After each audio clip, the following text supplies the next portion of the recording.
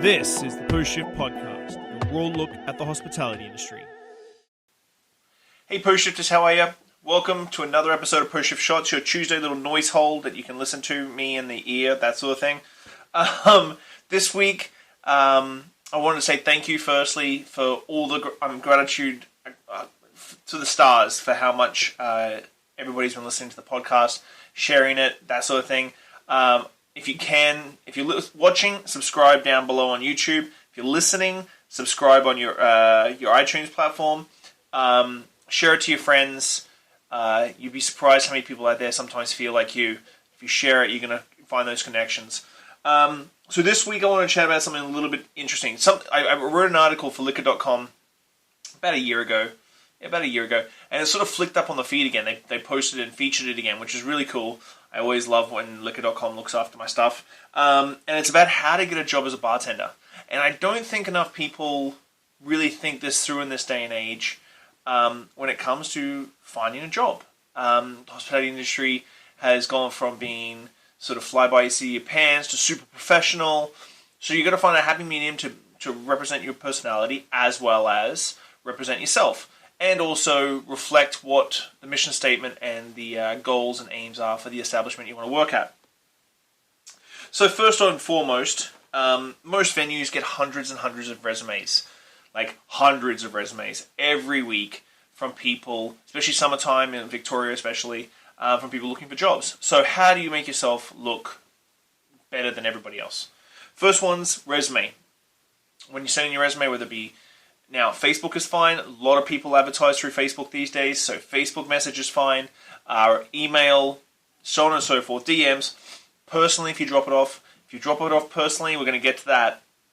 But make sure your resume looks the way that you want it to look. That doesn't mean that I got a resume recently with a star guide, literally like 5 stars, and ranked out of 5 stars of like being on time.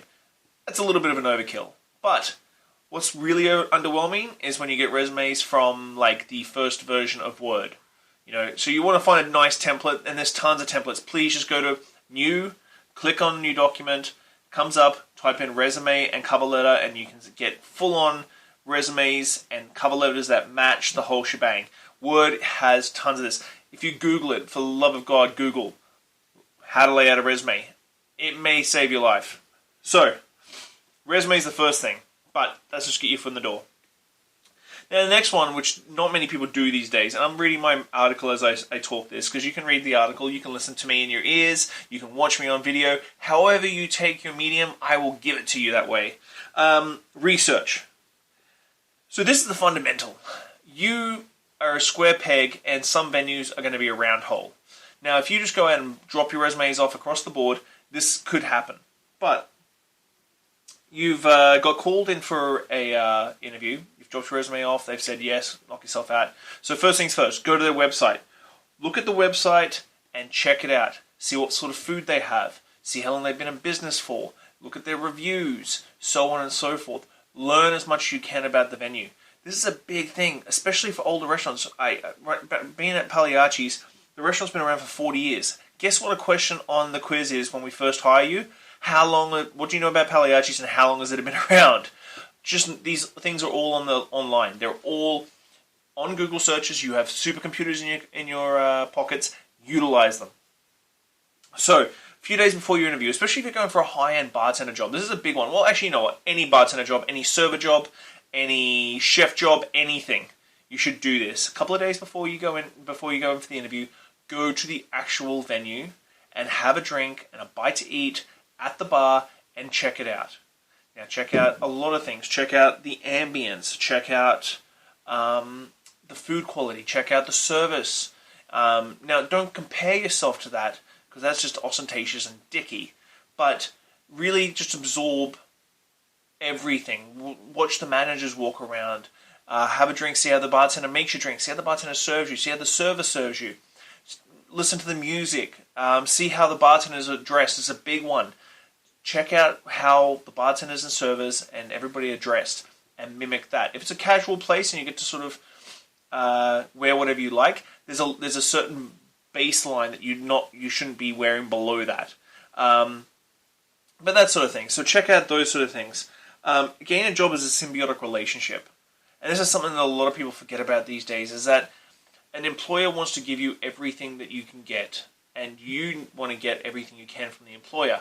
And it should be a symbiotic. And I'm not saying that employees are parasitic, but there's parasitic employees and employers, and it needs to be a symbiotic relationship, and everybody should be working together to make it a symbiotic relationship.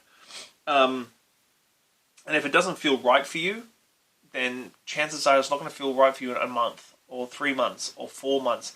And then it just becomes an awkward situation. So try and find a venue that fits you. There's nothing wrong with that.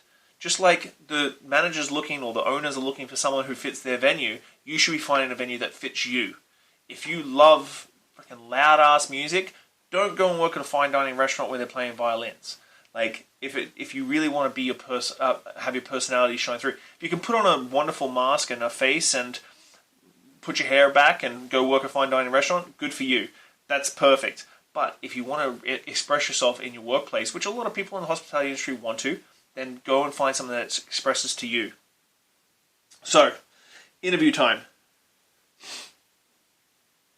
So, like I said, your attire should mimic what the staff are wearing. You should look pretty much exactly like you would fit into the staff straight away. Your socialization of the staff is mirrored by your attire. Always bring a resume on your day. I don't know how many people do this. They email in the resume and I think that's it. Bring in a resume. Just print it out at the local copy shop. Bring it in. Arrive at least 10 to 15 minutes early. I always live by a rule. If you're 15 minutes early, you're on time. So live by that as well. You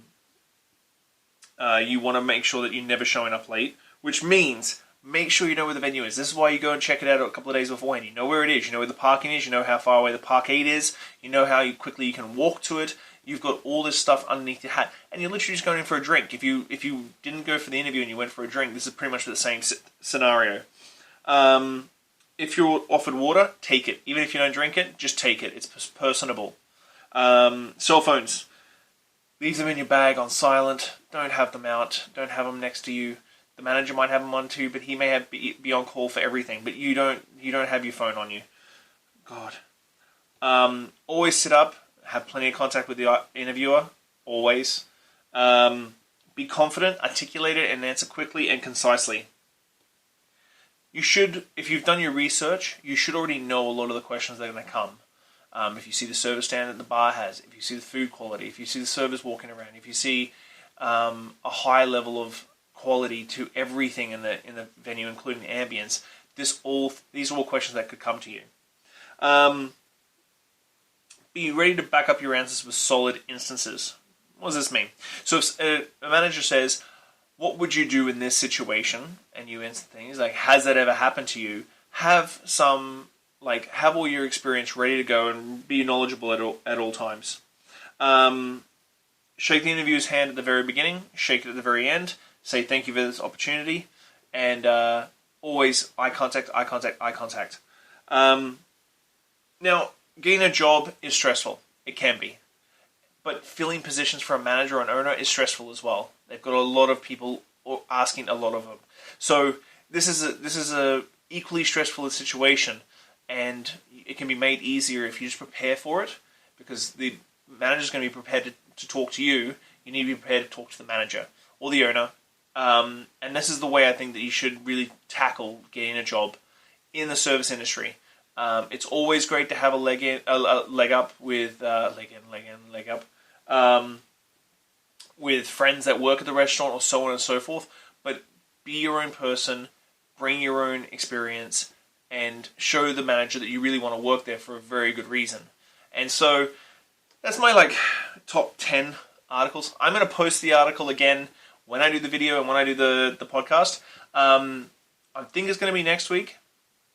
I'm going to be talking to you about getting what you want in the industry, and it's going to be a good one. So keep an eye out for that next Tuesday. So I want to say thank you very much for everybody for all the support. I appreciate it immensely. I truly didn't think that I would be getting the messages I get from people when they listen to my podcast, and I truly am blessed that I've had a good following and people have listened.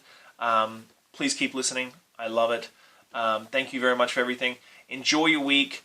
Get into a little trouble if you can, and I will chat to you later on this week. Bye, guys. Thanks, Post Shifters. I hope you enjoyed that episode. If you're listening, whatever platform you're on, give me a good rating, subscribe, listen along. I'm going to keep going. I really enjoy sitting down with people and learning where they're from, what they did, and how they got to where they were. So if you love it, give me a good 5 stars. If you don't, give me 1 and I'll try harder.